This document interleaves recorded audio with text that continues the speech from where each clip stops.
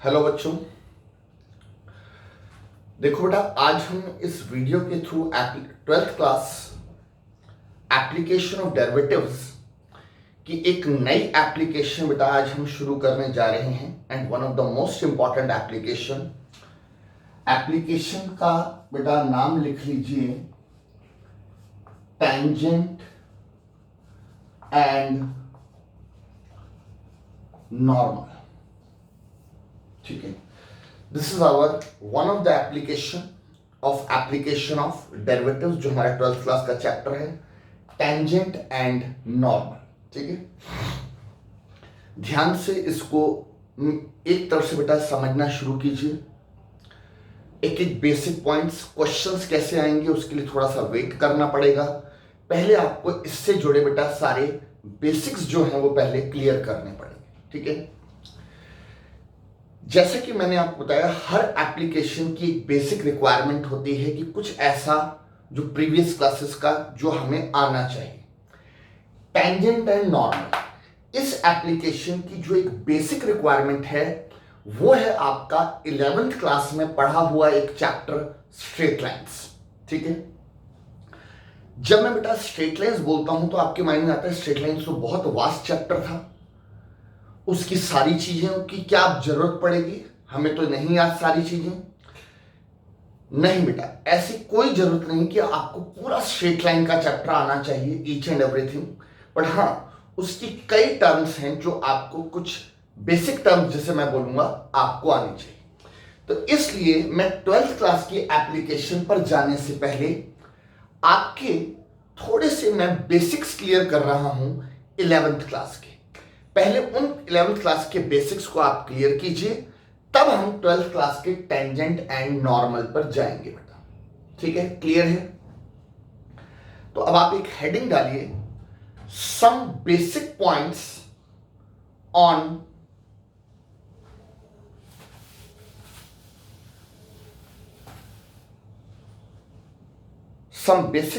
On coordinate geometry के bracket में आप स्ट्रेट लाइंस लिख सकते हैं। Straight line is the part of coordinate geometry. ठीक है, नाउ पहला basic point number 1, slope of any line. आपको बेटा किसी भी लाइन का स्लोप निकालने का एक आइडिया होना चाहिए। ठीक है, कि किन किन सिचुएशंस में आप किसी लाइन का स्लोप निकाल सकते हैं। ठीक है, लाइन के बेटा स्लोप निकालने की 3 सिचुएशंस आपके माइंड में क्लियर होनी चाहिए। ठीक है, तो 3 सिचुएशंस क्या क्या हैं जरा देखिए। तो बेटा ये फर्स्ट पॉइंट की हेडिंग है, अब उसके अंदर आप लिखिए केस 1, पहला केस। तो पहले केस में लिखिए when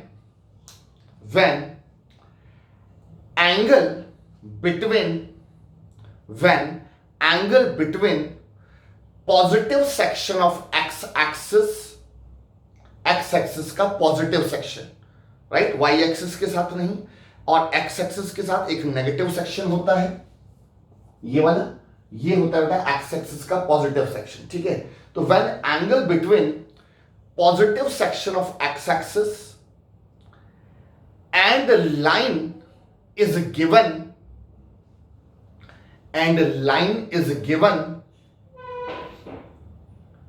कॉमा डाल के लिखेंगे measured एंटी क्लॉक वाइज। उसकी जो मेजरमेंट है वो कैसी होती है, एंटी क्लॉक वाइज। ठीक है, इस केस में स्लोप निकालने का बेटा जो फॉर्मूला है वो m = tan थीटा। ठीक है, जो मैंने बेटा इस लैंग्वेज में लिखवाया कि measured from positive section of X axis, ठीक है, in direction of anti clockwise, इन बातों की ज्यादा चिंता नहीं करना।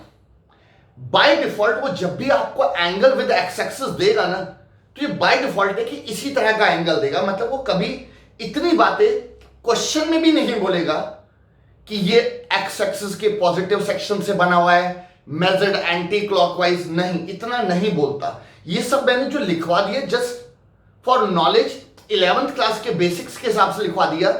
12th क्लास में जब इस टेंजेंट एंड नॉर्मल में जरूरत पड़ेगी तो इतना डिटेल में वो बिल्कुल नहीं बोलेगा, वो सिर्फ बोलेगा एंगल विद एक्स एक्सिस, इतना बोलेगा बेटा, इतनी डिटेल में नहीं बोलेगा कि positive section of X axis measured anti clockwise, तो इसलिए इसकी ज्यादा चिंता नहीं करना, ठीक है। तो बस इतना याद रखना, एंगल विद एक्स एक्सिस अगर दिया है तो स्लोप निकालने का formula m equal to tan theta. आपको पता है slope is generally denoted by m, और थीटा आपको पता लग गया। इन शॉर्ट मैंने जो भी लिखवाया हुआ है वो ठीक है, इन शॉर्ट याद रखिए थीटा इस वक्त क्या है, एंगल विद एक्स एक्सिस, और उस केस में स्लोप निकालने का फॉर्मूला है m equals to tan theta. इसके नीचे बेटा case 2, when 2 points on the line are given। अगर हमें बेटा लाइन पर 2 पॉइंट्स गिवन हो, ठीक है, जब भी मैं बोलता हूं पॉइंट गिवन है का मतलब पॉइंट के कोऑर्डिनेट गिवन है। पॉइंट गिवन होने का क्या मतलब होता है, मींस पॉइंट के कोऑर्डिनेट गिवन है। तो सपोज एक लाइन है जिस पर एक पॉइंट के कोऑर्डिनेट x1, y1 है, दूसरे पॉइंट के कोऑर्डिनेट x2, y2 है।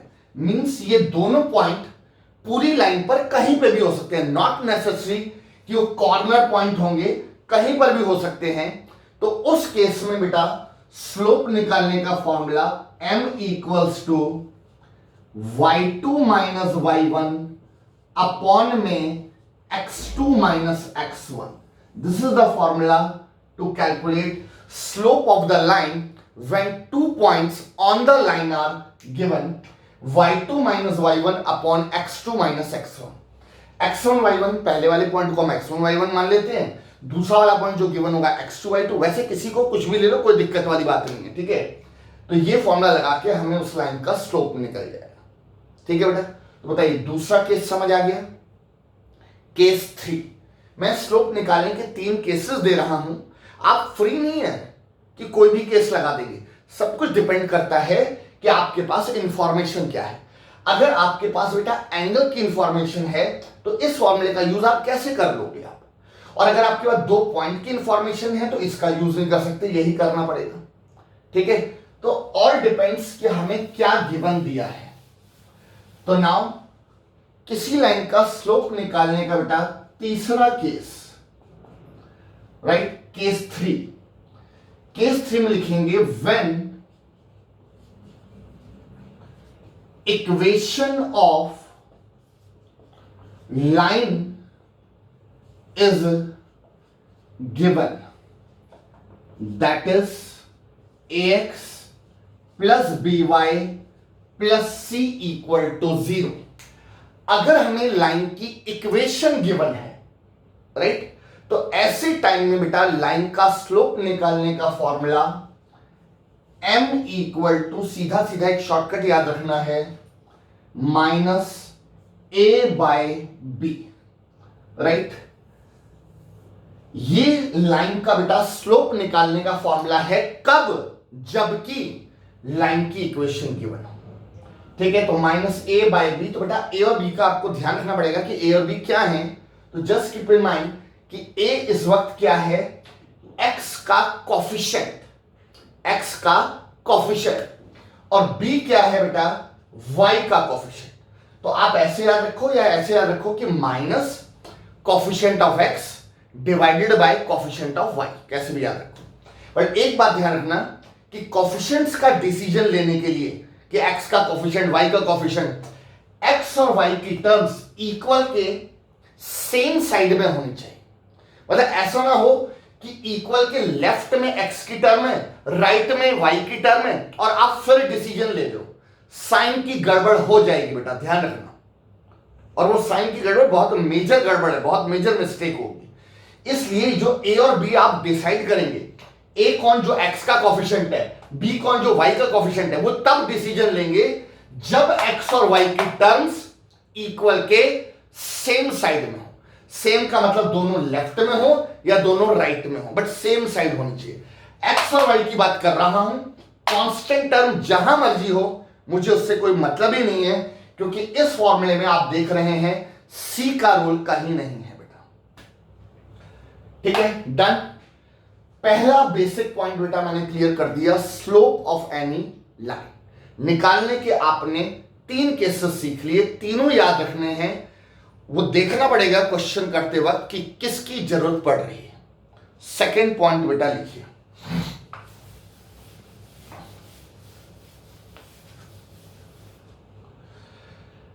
देखो बेटा, जो दो एक्सिस होती हैं, एक एक्स एक्सिस होती है और एक वाई एक्सिस होती है।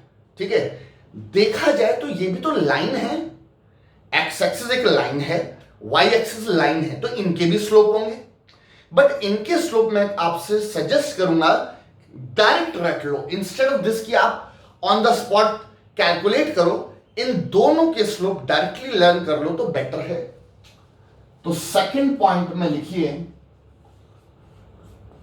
Slope of X axis. तो एक्स एक्सिस का स्लोप बेटा याद रखिए क्या होता है, 0। ठीक है, slope of X axis is always 0। और ऐसे ही slope of Y axis, Y axis का स्लोप होता है बेटा नॉट डिफाइंड। ठीक है, और जब हम कोई क्वेश्चन करेंगे तो नॉट डिफाइंड को यूज कैसे करेंगे, चलो मैं नॉट डिफाइंड लिख तो दूंगा, पर उसके आगे फर्दर कैलकुलेशन कैसे करूंगा, तो बस आप इतना याद रखना कि हम नॉट डिफाइंड को 1/0 लिख लेंगे, 1/0 इज नॉट डिफाइंड। उसके बाद कैसे करेंगे जब क्वेश्चन आएगा तब का तब बताऊंगा। ठीक है, बट इतना याद रखिए कि एक्स एक्सिस का स्लोप 0 और वाई एक्सिस का slope not defined, not defined का ये रीजन है। ठीक है, ये क्लियर है। और इनके पीछे अगर आप लॉजिक जानना चाहें कि क्यों ये 0 क्यों होता है, ये नॉट डिफाइंड क्यों होता है, तो मैंने अभी थोड़ी देर पहले m = tan थीटा का फॉर्मूला दिया था, और ये थीटा किसके साथ होता है, एक्स एक्सिस के साथ एंगल। अब जब मैं एक्स एक्सिस का स्लोप मानता हूं तो बेटा एक्स एक्सिस खुद एक्स एक्सिस के साथ क्या एंगल बनाएगी, 0 डिग्री। तो एक्स एक्सिस का स्लोप हो जाएगा tan 0 डिग्री, और tan 0 0 होता है, इसलिए slope of X axis is 0। और जब मैं स्लोप ऑफ वाई एक्सिस निकालूंगा तो tan थीटा, थीटा क्या लेंगे, वाई एक्सिस एक्स एक्सिस के साथ क्या एंगल बनती है, भाई मैंने बताया था ना कि वो थीटा किसके साथ बनता है, एक्स एक्सिस के पॉजिटिव सेक्शन के साथ। तो क्या एंगल बनता है, वाई का एक्स एक्सिस के पॉजिटिव सेक्शन के साथ क्या एंगल बनता है, 90 डिग्री, और tan 90 degree is not defined, right. But इतने चक्करों में ना पड़ के आप डायरेक्टली याद कर लीजिएगा। This is our second basic point. Third point बेटा लिखिए,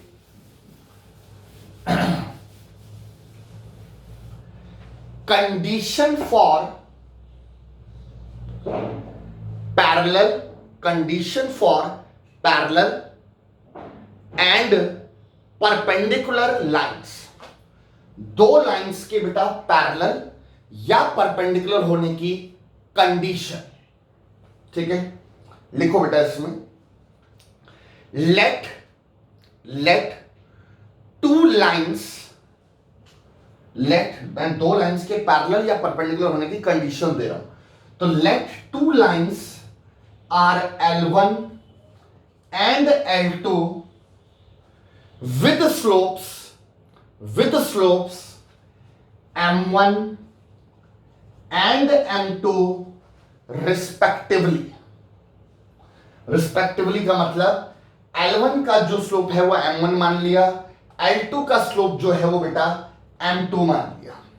ठीक है, नेक्स्ट लाइन में लिखेंगे if L1 parallel to L2, अगर दो लाइंस आपस में बेटा क्या है, पैरेलल है, राइट, तो ऐसे टाइम में देन उनके जो स्लोप्स हैं वो इक्वल हो जाते हैं, यानी कि M1 = M2। बेटा पहला पॉइंट क्लियर है, अगर दो लाइंस पैरेलल हैं तो उनके स्लोप्स इक्वल होते हैं, और बेटा इसका कन्वर्स भी ट्रू है। मींस अगर दो लाइंस पैरेलल हैं, इसका मतलब, दोबारा सुनिए, अगर दो लाइंस के स्लोप्स इक्वल हैं, इसका मतलब दोनों लाइंस पैरेलल हैं, राइट? पैरेलल हैं इट मींस स्लोप्स इक्वल हैं। कन्वर्सली हम क्या कह सकते हैं कि अगर स्लोप्स इक्वल हैं it means both the lines are parallel. ऐसे बेटा if L1 perpendicular to L2, अगर दो लाइंस एक दूसरे के परपेंडिकुलर हैं, then M1 into M2 equal to -1। इसका मतलब दोनों के स्लोप की जो प्रोडक्ट है वो बेटा -1 होती है। और इसका कन्वर्स भी ट्रू है कि अगर दो लाइंस के स्लोप की प्रोडक्ट -1 है, इट मींस हम ये कह सकते हैं कि दोनों लाइंस आपस में परपेंडिकुलर है। ठीक है, बहुत काम की बेटा रिलेशनशिप है, बहुत यूज में रहेगा। ठीक है, ध्यान रखना। चलिए अब एक चीज इसी वक्त मैं एक आपको समझा देता हूं, सुन लेना, ओरल कुछ नोट करना हुआ तो कर लेना। ठीक है, अगर मैं आपसे बेटा ये पूछता हूं कि मान लो बेटा दो लाइंस पैरेलल हैं, दो लाइंस पैरेलल हैं और उनमें से एक का स्लोप 5 है, एक का स्लोप 5 है, तो बताइए दूसरी लाइन का स्लोप क्या होगा? आप बड़े आराम से बता देंगे कि सर दूसरी लाइन का स्लोप भी 5 होगा, क्योंकि अगर पैरेलल है तो स्लोप्स इक्वल होते हैं। बिल्कुल ठीक। अब मैं बात करता हूं, दोबारा से सुनिएगा।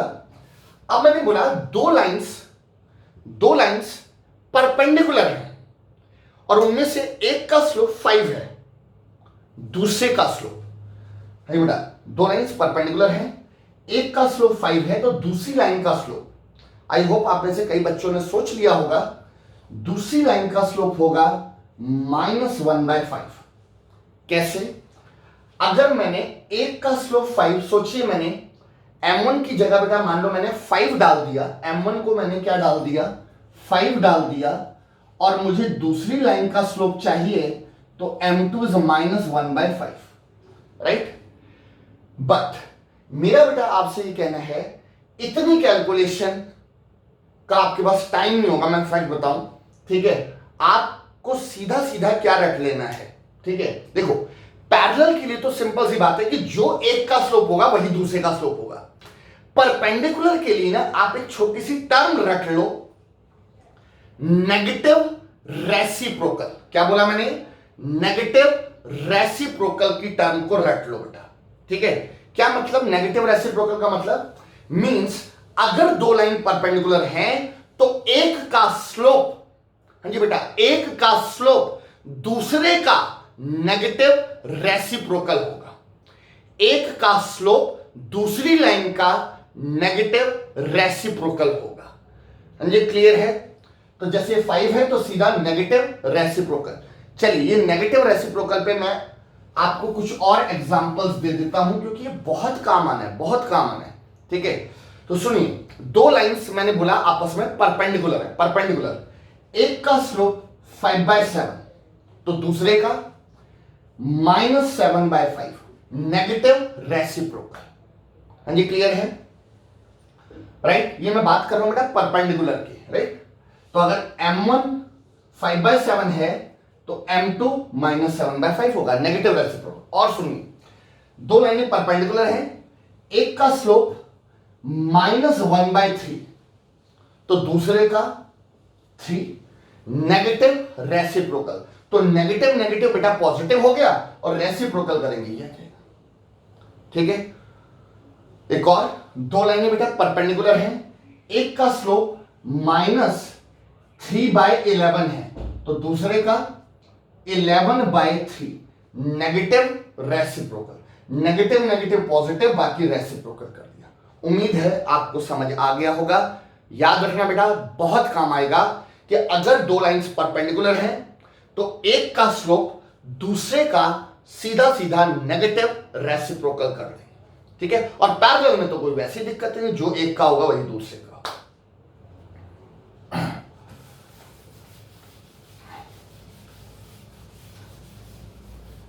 ये अभी हमारे बेटा सारे बेसिक्स चल रहे हैं। ठीक है, तो बेसिक्स के अभी तक कितने पॉइंट्स क्लियर कर दिए मैंने? 3। ठीक है, 4th पॉइंट लिखिए। फोर्थ पॉइंट में लिखेंगे इक्वेशन ऑफ एनी लाइन या इक्वेशन ऑफ लाइन लिख लो सीधा, ठीक है। देखिए, अगर मैं 11th क्लास के स्ट्रेट लाइंस के चैप्टर की बात करूं तो बेटा लाइन की इक्वेशन निकालने की कई अलग अलग फॉर्म हुआ करती थी, जैसे कि पॉइंट स्लोप फॉर्म, मतलब एक पॉइंट के साथ स्लोप, 2 पॉइंट फॉर्म, ठीक है, इंटरसेप्ट फॉर्म, नॉर्मल फॉर्म, ये अलग अलग फॉर्म हुआ करती थी। बट मैंने आपको बताया, मैंने आपसे बोला मैं उतना एग्जैक्टली बताऊंगा जितना मुझे पता है इस टॉपिक में रिक्वायर्ड है। फालतू का बता के ना टाइम वेस्ट करना, ना आपको कंफ्यूज करना बेटा, ठीक है। तो मुझे पता है कि इस वाली एप्लीकेशन में आपको सिर्फ एक फॉर्म की जरूरत पड़ेगी 11th क्लास की, और वो फॉर्म है पॉइंट स्लोप फॉर्म। तो मैं इक्वेशन ऑफ लाइन के ब्रैकेट में लिख लेता हूं बाय पॉइंट स्लोप फॉर्म। अब ये क्या है जरा इसको देख लीजिए। सपोज एक लाइन है जिस पर एक पॉइंट गिवन है x1 y1। अभी मैंने बताया था पॉइंट गिवन होने का मतलब कि बेटा उसके कोऑर्डिनेट गिवन है, और साथ ही साथ इस लाइन का जो स्लोप है वो बेटा m है। तो एक तो पॉइंट गिवन है, पॉइंट गिवन होने का मतलब पॉइंट के कोऑर्डिनेट गिवन है और एक स्लोप गिवन है, ठीक है। अगर मेरे पास ये दो चीजें आ जाएं, भाई दो बातें, या तो गिवन है या मैं इन दोनों को फाइंड आउट कर लूं, ठीक है। तो बॉटम लाइन ये बोलूंगा कि अगर मेरे पास ये दो चीजें मिल जाएं मुझे, चाहे वो दे दे चाहे हम ढूंढ लें, अगर ये दो चीजें मिल जाएं तो ऐसे टाइम में इक्वेशन ऑफ लाइन को निकालने का formula y minus y1 equal to m with in bracket x minus x1 box में क्लोज। लाइन की इस इक्वेशन को बेटा हम क्या बोल देते हैं, पॉइंट स्लोप फॉर्म, लिखा भी हुआ है, ठीक है। इसमें एक बार चेक कर लेते हैं, x1 और y1 कहां से लाएंगे बेटा, जो पॉइंट गिवन होगा। m कहां से लाएंगे, जो स्लोप गिवन होगा। x और y का क्या करेंगे, x और y का x और y ही रहेगा बेटा, सब कुछ ही डाल दोगे, इक्वेशन क्या बचेगी। तो इक्वेशन तो in terms of x and y आएगी। तो इस वक्त x and y are the general point. General point का मतलब जो नोन नहीं है, जो एज ए x x रहता है, एज ए y y रहता है, राइट। x1 y1 जो हमारा नोन पॉइंट है वहां से आएगा, m जो स्लोप गिवन है वो डाल दोगे, then you get equation of line, ठीक है, in terms of x and y आ जाएगा, ठीक है। अगर इस फॉर्मूले को बेटा थोड़ा सा और क्लियर करना हो, ठीक है, तो मैं आपको ये छोटा सा एग्जांपल ले लेता हूं कि सपोज है, तो बेटा ये 11th क्लास की चीज बट फिर भी याद दिला देता हूं। सपोज कि जो पॉइंट आपको गिवन है वो 3, -4 गिवन है, और मान लीजिए बेटा स्लोप जो है वो आपके पास 5 है, ठीक है। ऐसे टाइम में देयरफॉर इक्वेशन ऑफ लाइन, मैं ये फॉर्मूला लगाऊंगा बेटा, y माइनस y1। अब देखो x1 y1, y1 क्या है -4, तो minus minus +4 equal to m, m क्या है बेटा 5, x का x रहेगा माइनस x1, x1 क्या है 3। बताइए, आई होप वैल्यू डालना समझ आ गया। So y +4 equal to 5x minus 15, और अगर हम इनको एक साइड ले जाएं तो ये इधर आकर बेटा -5x प्लस y, ये इधर आके +19 इक्वल टू 0। इतना आंसर छोड़ दें, कोई दिक्कत वाली बात नहीं है, बट अगर फ्रंट में से माइनस हटाना है, होल को अगर मैं माइनस से मल्टीप्लाई कर दूं तो 5x minus y -19 equal to 0, right. This is the equation of line, ठीक है, ध्यान रखना है बेटा इसको, ठीक है। डन, क्लियर हो गया। यहां तक जाकर बेटा मैं ये बोलूंगा कि ये 11th क्लास के बेसिक्स खत्म हो गए। एक छोटा सा बेसिक और है, बट वो जब बेटा जरूरत पड़ेगी तब बताऊंगा। रेयरली एक दो क्वेश्चन में वो बेसिक लगता है 11th क्लास का, बट जब वो क्वेश्चन आएगा तब का तब एक्सप्लेन करूंगा। जो मेजर बेसिक्स हैं वो आपको बता दिए मैंने।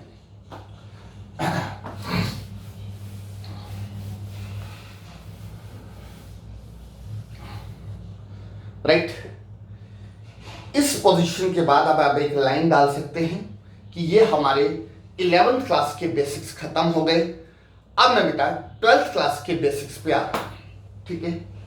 क्वेश्चंस पर अभी भी नहीं, क्वेश्चन से पहले आप 12th के बेसिक्स पे ध्यान दीजिए कि जो एप्लीकेशन है टेंजेंट या नॉर्मल, ये बेसिकली है क्या चीज, ठीक है। जरा देखिए बेटा, सपोज एक कोई कर्व है, ठीक है, या मैं इसको दूसरे तरह से बेटा बनाता हूं।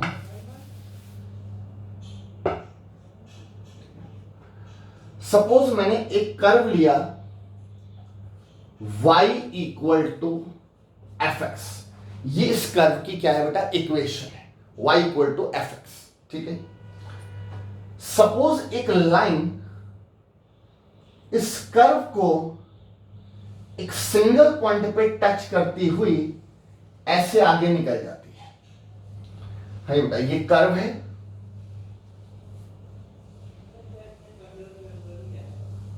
y equals to f x, curve की इक्वेशन। कोई एक लाइन इस कर्व को एक सिंगल पॉइंट पे टच करते हुए आगे निकल जाती है। ऐसी लाइन को बेटा क्या बोलते हैं हम, टेंजेंट, ठीक है। जिस पॉइंट पे टच कर रही है, अगर मैं उस पॉइंट के कोऑर्डिनेट को एक तो x1 y1 मान लेता हूं, हाँ जी बेटा, इस पॉइंट के कोऑर्डिनेट को मैंने x1 y1 मान लिया, और इस पॉइंट को बेटा बोलते क्या हैं,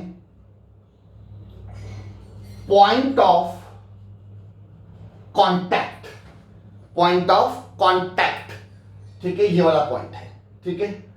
चलिए, मैंने सपोज इस वाले पॉइंट को कुछ भी अज्यूम कर लिया, मैंने इसको बेटा P पॉइंट मान लिया कि P is a point of contact जिसके कोऑर्डिनेट x1, y1 है। और इस पॉइंट ऑफ कांटेक्ट से अगर टेंजेंट पर एक परपेंडिकुलर ड्रॉ कर दी जाए, हाँ जी बेटा, जो एक सिंगल पॉइंट पे टच करती है उसे टेंजेंट बोलते हैं, इस पॉइंट को पॉइंट ऑफ कांटेक्ट बोलते हैं, और पॉइंट ऑफ कांटेक्ट से टेंजेंट पर एक परपेंडिकुलर ड्रॉ कर दें तो इस लाइन को हम नॉर्मल बोलते हैं। हाँ जी बेटा, ये लाइन क्या है इस वक्त, नॉर्मल। तो आई होप कि इस एप्लीकेशन की हेडिंग आपको समझ आ गई। क्या है हेडिंग बेटा, टेंजेंट एंड नॉर्मल। तो टेंजेंट जो किसी कर्व को किसी पॉइंट पे टच करे, उस कर्व को कट ना करे, टच करना चाहिए, ठीक है।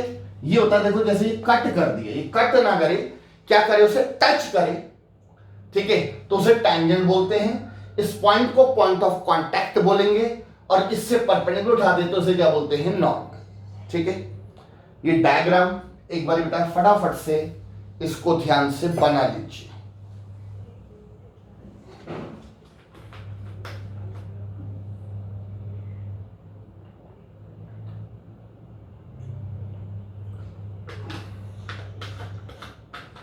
राइट, चलिए बेटा, उम्मीद है आपने डायग्राम बना लिया होगा। अब इसके नीचे लैंग्वेज लिखना शुरू कीजिए, ठीक है। अगर आपके माइंड में आ रहा होगा सर इस टॉपिक की हेडिंग क्या है जो हमने डायग्राम बनाया, तो आप एक हेडिंग डाल लीजिए, रिलेशन बिटवीन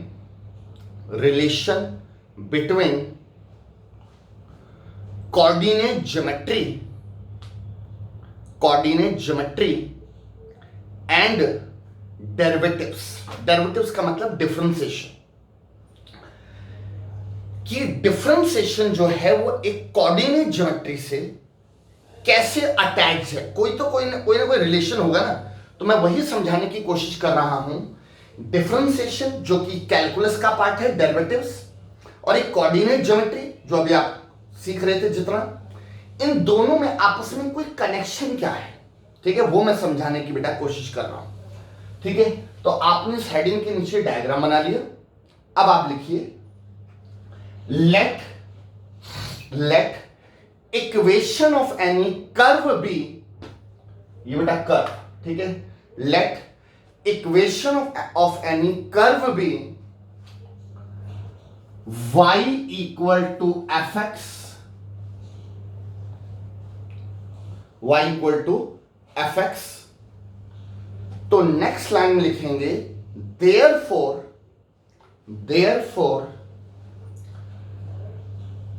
हाँ जी बेटा, आप तो उससे नीचे लिखिएगा, मेरे पास यहां जगह नहीं है तो मैं यहां लिख रहा हूं देयरफॉर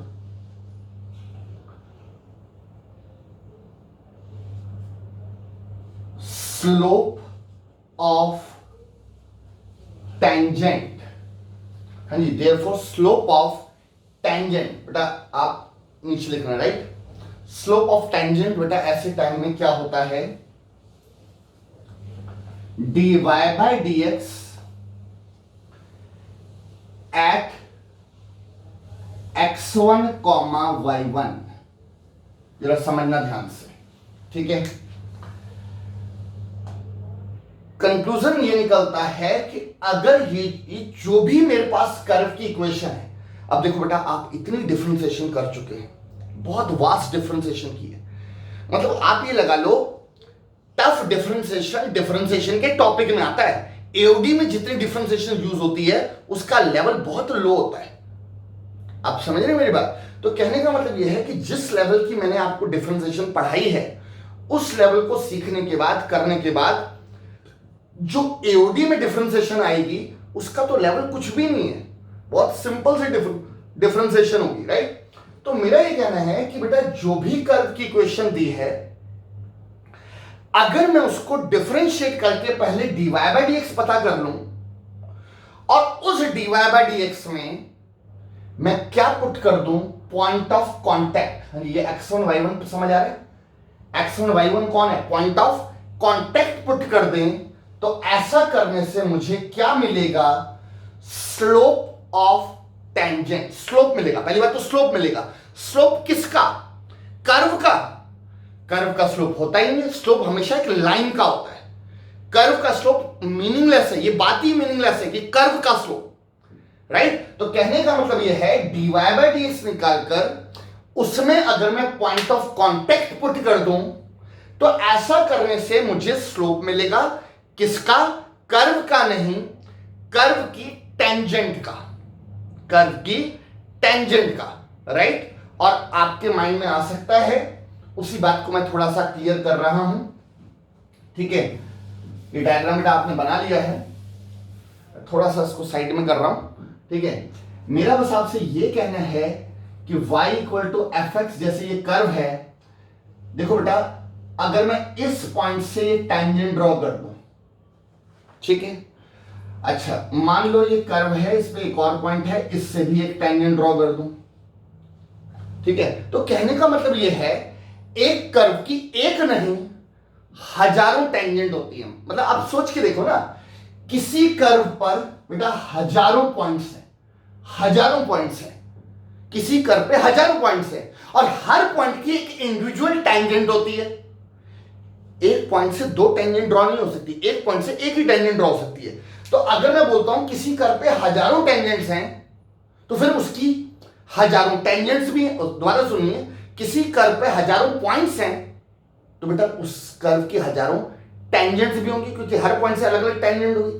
तो बात ये निकल कर आती है कि अगर मैं सिर्फ dy बाय dx निकालता, सिर्फ dy बाय dx निकालता, वो तो निकल जाता, बट बात आती है वो dy बाय dx कौन सी टेंजेंट का स्लोप आएगा। यहां तो बहुत सारी टेंजेंट है, यहां तो बहुत सारी टेंजेंट है, एक नहीं मैं कहता हूं हजारों टेंजेंट है, तो ये dy बाय dx कौन सी टेंजेंट का स्लोप होगा ये नहीं पता लग सकता।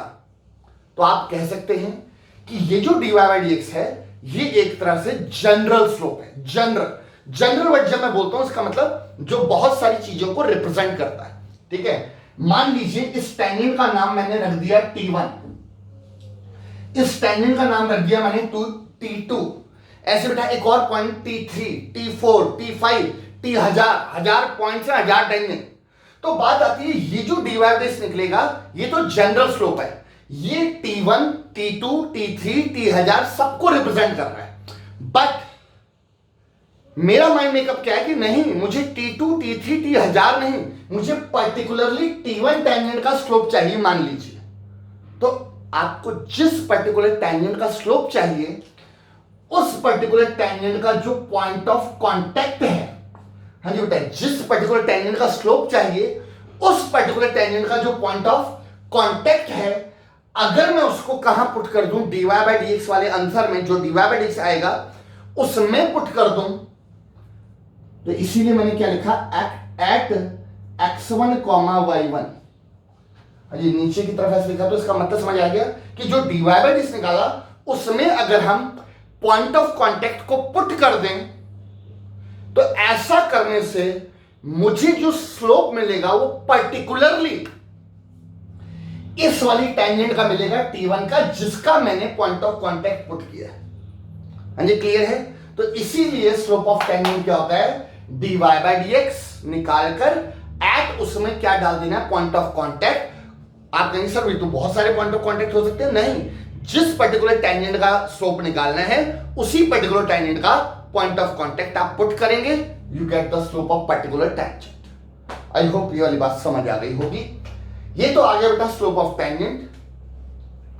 अब बात करते हैं इसके नीचे स्लोप ऑफ नॉर्मल की, ठीक है। अब आप देखो बेटा, अलग अलग टीचर का कराने का अलग अलग तरीका होता है। हो सकता है कि आपके स्कूल में स्लोप ऑफ नॉर्मल क्या लिखवाया जाए, ठीक है, मैं आपको सारी पॉसिबिलिटी बताता हूं। किसी स्कूल में स्लोप ऑफ नॉर्मल को क्या लिखवाएंगे, -1 upon dy by dx at x1, y1, x1, y1, ठीक है। यानी कि जो स्लोप ऑफ टेंजेंट है उसका नेगेटिव रेसिप्रोकल, क्योंकि आपको पता है नॉर्मल जो है वो टेंजेंट पर परपेंडिकुलर होता है, तो जो नॉर्मल का स्लोप है उसका नेगेटिव रेसिप्रोकल। तो बताइए इसका अगर नेगेटिव रेसिप्रोकल लिखना हो तो ये लिखोगे, तो कुछ स्कूल तो ये लिखवाएंगे कि स्लोप ऑफ नॉर्मल ये होता है, ठीक है। कुछ स्कूल ऐसे भी लिखवा सकते हैं -dx बाय dy उसका रेसिप्रोकल, ठीक है, और वही eight x1, y1। Point of contact तो डालना ही पड़ेगा, ठीक है। तो बात वही है बेटा, ये लिखो या उसका बाद में उसका रेसिप्रोकल कर दो, ठीक है। बट मेरे हिसाब से इन सब चीजों के चक्करों में मत पड़ो आप, ठीक है। मैं तो बेटा इतनी सी सिंपल सी बात बोलूंगा कि अगर आपको कभी भी, ध्यान से सुनना मेरी बात, अगर आपको बेटा कभी भी स्लोप ऑफ नॉर्मल की जरूरत पड़े ना,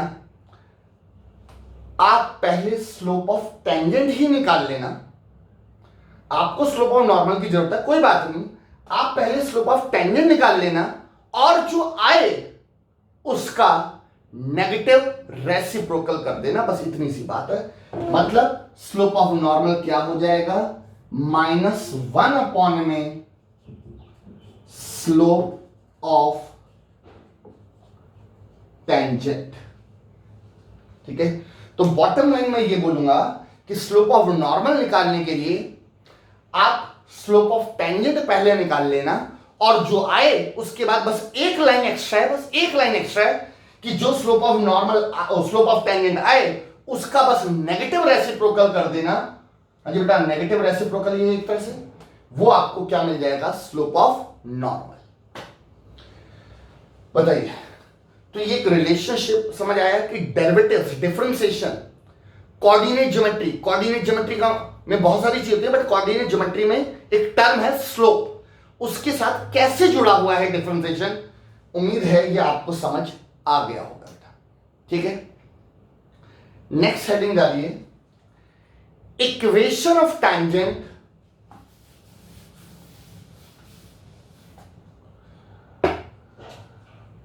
हाँ जी बेटा, इक्वेशन ऑफ टेंजेंट ऑब्लिक में लिख लीजिए नॉर्मल, टेंजेंट या नॉर्मल की इक्वेशन। ठीक है, तो ध्यान से बेटा सुनना। अब देखो यहां पर भी मैं ये नहीं कह रहा कि जो मैं पढ़ा रहा हूं वही एग्जैक्टली इकलौता तरीका है। ठीक है, समझाने के बताने के बेटा कई तरीके हो सकते हैं।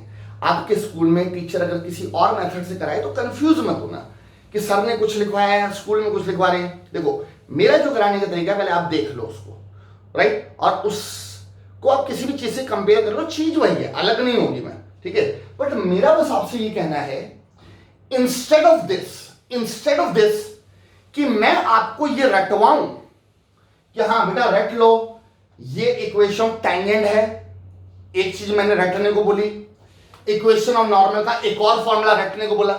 इंस्टेड ऑफ दिस कि मैं दो फॉर्मूले आपको रटवाऊं, मेरा तो बेटा इतना सा कहना है कि चाहे टेंजेंट हो चाहे नॉर्मल हो, बेसिकली वो लाइन तो है। क्या है बेटा, चाहे टेंजेंट हो चाहे नॉर्मल, बेसिकली वो लाइन है। और लाइन निकालने का कि इक्वेशन निकालने का मैंने अभी आपको थोड़ी देर पहले जो फॉर्मूला दिया है वो बेटा ये दिया है। ठीक है, तो कहने का मतलब ये हुआ कि चाहे टेंजेंट हो चाहे नॉर्मल हो, दोनों के लिए आप यही एक कॉमन फॉर्मूला रट लो, दोनों के लिए कॉमन फॉर्मूला रट लो। बस फर्क इतना है कि जो m है, स्लोप है, ये अगर आप टेंजेंट की इक्वेशन निकाल रहे हैं तो m की जगह टेंजेंट का स्लोप डालिएगा, और अगर आप नॉर्मल की इक्वेशन निकाल रहे हैं तो m की जगह नॉर्मल का स्लोप डालिएगा। इतनी सी बात है बेटा, अपने आप जो चीज है वो आ जाएगी। क्या जरूरत है कि दो अलग अलग नए नए फॉर्मूले सीखने की। ठीक है, तो आप ये कॉपी करो, मैं इसके नीचे लिखवा देता हूं, ये करके आप ये कॉपी कर लो। अब इसके नीचे लिखेंगे where m equals to slope of tangent, oblique में मैंने क्या डाल दिया, नॉर्मल। कि जो m है वो बस देखना पड़ेगा कि अगर मैं टेंजेंट की इक्वेशन निकाल रहा हूं तो m की जगह स्लोप ऑफ टेंजेंट डालूंगा, और अगर मैं नॉर्मल की इक्वेशन निकाल रहा हूं तो मैं m की जगह स्लोप ऑफ नॉर्मल डालूंगा। इतनी सी बात है बेटा। ठीक है, और रही बात x1 y1, माइंड में आता है ये कहां से मिलेगा, तो इक्वल टू लिख लीजिए पॉइंट ऑफ कांटेक्ट। जनरली ये हमें कहां से मिलता है, जो हमें पॉइंट ऑफ कांटेक्ट देता है वहां से x1 y1 मिल जाता है। ठीक है, तो सोचिए बेटा x1 y1 आ गया, m डाल दोगे, x और y का x और y रहेगा, जो बचेगा वो इक्वेशन आ जाएगी। किसकी इक्वेशन आ जाएगी, अगर आपने m की जगह टेंजेंट का स्लोप डाला है तो बेटा टेंजेंट की इक्वेशन आ जाएगी, अगर आपने m की जगह नॉर्मल का स्लोप डाला है तो बेटा नॉर्मल की इक्वेशन आ जाएगी। ठीक है, डन, क्लियर है बेटा यहां तक। ठीक है, आगे बढ़ते हैं। देखो बेटा, पहले मैंने आपके 11th के बेसिक्स क्लियर किए, फिर मैंने अभी अभी 12th के बेसिक्स क्लियर किए, और अब मैं मेन जिसे कहते हैं एग्जामिनेशन पॉइंट ऑफ व्यू से क्वेश्चन स्टार्ट कर देता हूं कि क्वेश्चंस किस तरह से करने हैं। ठीक है, लिखो बेटा, एक बेसिक आइडिया दे देता हूं इस क्लास में क्वेश्चंस का, और बाकी जो मेजर और क्वेश्चंस हैं वो हम आगे और करेंगे। ठीक है,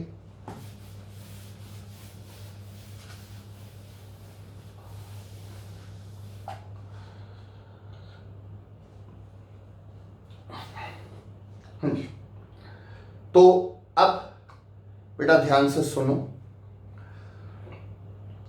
देखो बेटा, टेंजेंट नॉर्मल के जितने क्वेश्चंस हैं उनको हम कुछ टाइप्स में डिवाइड कर सकते हैं। ठीक है, कुछ ग्रुप्स में मैं इसको डिवाइड कर रहा हूं जिससे कि आपको उसको समझने में थोड़ा सा इजी रहे, क्वेश्चंस करने में थोड़ा सा इजी रहे। ठीक है। और जब भी एग्जाम में कोई क्वेश्चन आए बस इतना जज करना पड़ेगा कि कौन सी टाइप का क्वेश्चन है, टाइप 1 का है, 2 का है, 3 का है, 4 का है, राइट। तो लिखिए बेटा, इसके नीचे हेडिंग डालिए types of problems, types of problems on tangent and normal.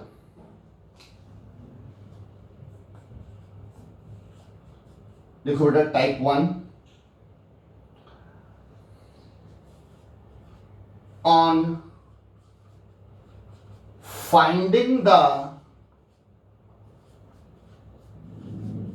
slope of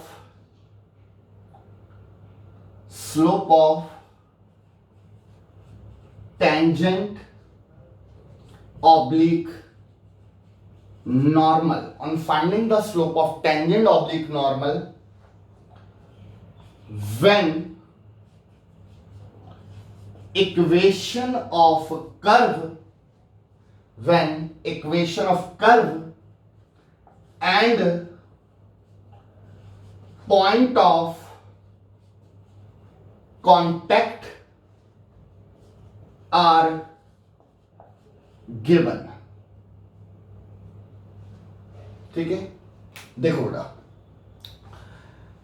पहली बात तो ये जो when वर्ड है ना, इसको अंडरलाइन करो। ठीक है, क्यों व्हेन वर्ड को क्यों अंडरलाइन कर रहा हूं, जरा सुनो ध्यान से। किसी भी क्वेश्चन में, मैथमेटिक्स में जब कोई क्वेश्चन आता है तो कुछ पार्ट गिवन में होता है और कुछ होता है जो फाइंड आउट कर रहा है। गिवन जो उसने दिया है, फाइंड आउट जो आपसे बोला गया भाई ये निकालो। ठीक है, तो मेरा ये कहना है कि व्हेन से पहले जो लिखा है वो क्या लिखा है आपने, फाइंड आउट करना है। क्या फाइंड आउट करना है, स्लोप या तो टेंजेंट या नॉर्मल का, ये फाइंड आउट करना है। जबकि आपको गिवन क्या होगा, इक्वेशन ऑफ कर्व की इक्वेशन गिवन होगी and point of contact given होगा। ठीक है, दिस इज टाइप 1। बाकी क्वेश्चन करेंगे बेटा और क्लियरिटी आ जाएगी, डोंट वरी। ठीक है, तो टाइप 1 ये समझ आ गया। इसके नीचे लिखिए टाइप 2। देखो बेटा, ऐसा जनरली कभी नहीं होता कि मैं टाइप 1 और 2 इकट्ठे लिखवा दूं। पहले हम टाइप 1 खत्म करते हैं, उसके क्वेश्चंस करते हैं, फिर टाइप 2 पर जाते हैं। पर टेंजेंट नॉर्मल की जो ट्रिक है, कि पढ़ने की जो टेक्निक है, वो थोड़ी सी डिफरेंट है। टेंजेंट नॉर्मल में टाइप 1 और टाइप 2 एक दूसरे को बेटा सपोर्ट करते हैं, एक दूसरे को सपोर्ट करते हैं। इसलिए जब मैं ये पढ़ाता हूं तो टाइप 1 और 2 को इकट्ठा पढ़ाता हूं।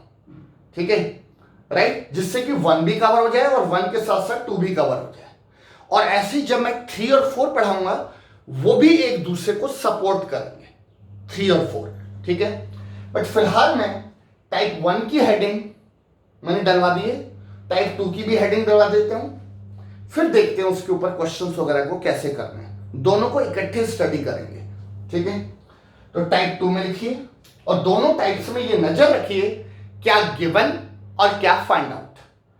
व्हेन से पहले वाला क्या है, फाइंड आउट, व्हेन के बाद वाला given.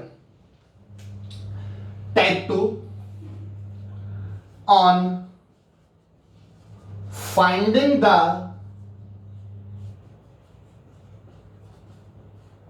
equation of tangent oblique normal। पिछली बार बेटा स्लोप निकालना था, इस बार इक्वेशन निकालनी है टेंजेंट नॉर्मल की। when को मैं फिर अंडरलाइन कर देता हूं।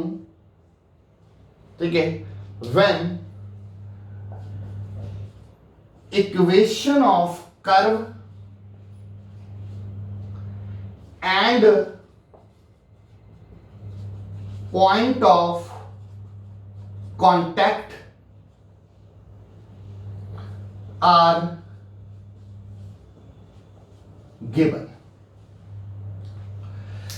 इस बार when से पहले क्या है, on finding the equation of tangent normal। पिछली बार बेटा स्लोप मांग रहा था इक्वेशन ऑफ टेंजेंट नॉर्मल का, इस बार आपसे क्या मांग रहा है, इक्वेशन मांग रहा है टेंजेंट और नॉर्मल की। व्हेन, जबकि गिवन क्या है, इक्वेशन ऑफ कर्व गिवन है and point of contact given है। तो अगर आपने बेटा नोटिस किया हो तो ध्यान से देखिए, चाहे टाइप 1 हो चाहे टाइप 2 हो, दोनों का गिवन पार्ट सेम है, दोनों का गिवन पार्ट सेम है।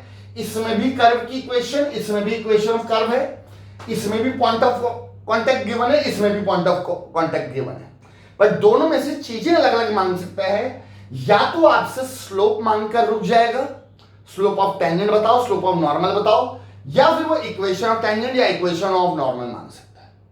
ठीक है, टॉपिक ऐसा है कि बेटा हर तरह से आ सकता है। टेंजेंट और नॉर्मल इस तरह का टॉपिक है जिससे 1 मार्कर क्वेश्चन भी बन सकता है, 2 मार्कर भी बन सकता है, 4 मार्कर भी हैं, और बाकी इनफैक्ट इसमें 6 मार्कर क्वेश्चन भी बन सकता है। तो सारी वेरिएशंस हमें सीखनी पड़ेंगी। ठीक है, तो फिलहाल मेरा जो फोकस होगा वो टाइप 1 और टाइप 2 पर होगा। इन 2 टाइप्स पर बेटा हमारा फोकस होगा। ठीक है जी, क्लियर है। अब रही बात कि इन दोनों टाइप्स पर जो क्वेश्चंस हैं, जो भी वैरायटी ऑफ क्वेश्चंस हैं, वो बेटा मैं जो नेक्स्ट आपकी क्लास लूंगा उसमें, क्योंकि अब आज की क्लास में बेटा इतना हमारे पास अभी टाइम नहीं है कि हम दोनों की डिटेल स्टडी कर पाएं। एक क्वेश्चन में करवा भी दूंगा, उससे इतना बेनिफिट नहीं मिलेगा आपको। ठीक है, तो इसलिए इन दोनों टाइप्स पर हम डिटेल स्टडी करके नेक्स्ट जो क्लास होगी उसमें हम ये दोनों ही टाइप आपकी खत्म कर देंगे। जो भी आपकी अपकमिंग क्लास है उसमें मैं टाइप 1 और टाइप 2 पे सारे क्वेश्चंस कंप्लीट करवा दूंगा। ठीक है, जिससे कि हमारी 2 टाइप्स जो हैं वो नेक्स्ट क्लास में, जो भी अपकमिंग क्लास है उसमें खत्म हो जाएगी। ठीक है, but in the main time आपको यही बोलूंगा, सारे जितने बेसिक्स हैं अभी सिखाए इसको रिवाइज कीजिए, 2-3 बार इसको पढ़ लीजिए क्या क्या बताया। ठीक है, क्योंकि अब जब क्वेश्चन शुरू करेंगे तो बेटा इन बेसिक्स पर मैं दोबारा बिल्कुल नहीं जाऊंगा, सब मैंने बता दिए हैं। उम्मीद है आप सब उसको याद रखेंगे, और जब क्वेश्चंस कराऊंगा तो सीधा क्वेश्चंस करेंगे। इन दोनों टाइप्स का भी आपको आइडिया रखना है, क्या दे रहा है, क्या मांग रहा है। जस्ट इसके नीचे ही हम क्वेश्चन शुरू कर देंगे। हाँ जी, क्लियर है। तो इसलिए जो भी आप क्लास अगली क्लास लेंगे वो बेटा इसी की कॉन्टिन्यूशन में लिखिएगा, इसी की कॉन्टिन्यूशन, क्योंकि टाइप आपने यहां लिखा हुआ है तो उसी के नीचे क्वेश्चंस आएंगे, तभी बेटर रहेगा। ये कहीं लिखा हुआ है, क्वेश्चन कहीं और कर रहे हैं, तो फिर बाद में आपको रिवीजन में प्रॉब्लम होगी। ठीक है बेटा, चलिए तो आज की क्लास को यहीं पे वाइंड अप करते हैं। बेसिक्स खत्म है, क्वेश्चन स्टार्ट करते हैं अपकमिंग क्लास में। थैंक यू बेटा।